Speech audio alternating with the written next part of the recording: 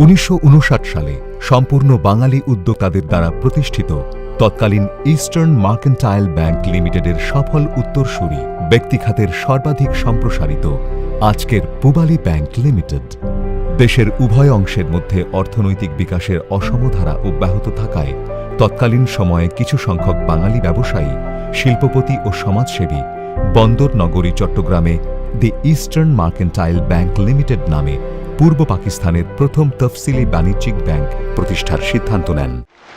এবারে সংগ্রাম আমাদের মুক্তির সংগ্রাম, এবারে সংগ্রাম স্বাধীনতার সংগ্রাম।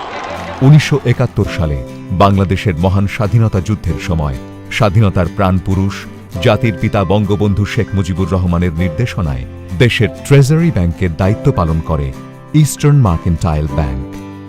স্বাধীনতার পর 1972 সালের 26 মার্চ রাষ্ট্রপতি কর্তৃক এক আদেশ জারির মাধ্যমে বাংলাদেশের স্থানীয় সকল তফসিলি ব্যাংককে রাষ্ট্রীয়করণ করা হয়।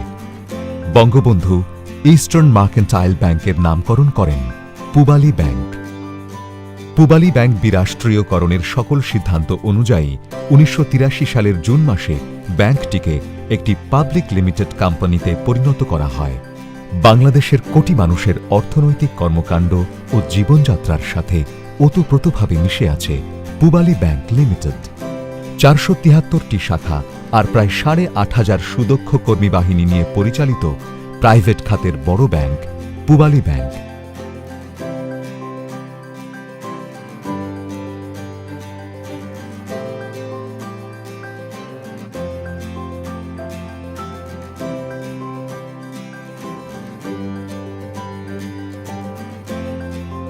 ইসলামী শরিয়াহ মোতাবেক ব্যাংকিং সেবা প্রদানের লক্ষ্যে পূবালী ব্যাংক ইসলামী ব্যাংকিং উইন্ডোর মাধ্যমে সেবা পরিচালনা করছে।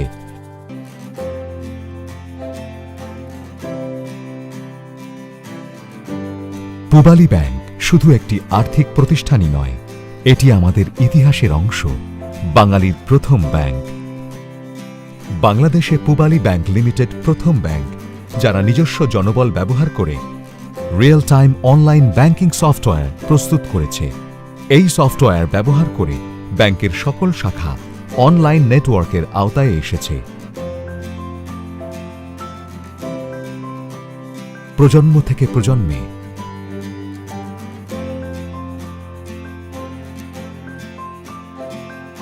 আপনার লক্ষ্য পূরণের সঙ্গী,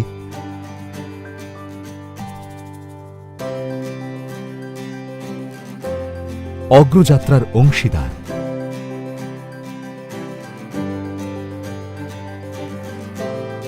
স্বপ্নযাত্রার সহযাত্রী হয়ে,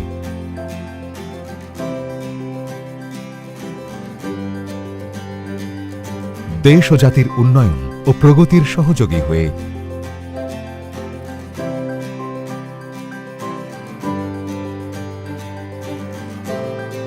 বাংলার সর্বস্তরের মানুষের কল্যাণে দেশের সর্ববৃহৎ private commercial bank Pubali bank limited আমার ব্যাংক। পূবালী ব্যাংক লিমিটেড আমাদের ব্যাংক।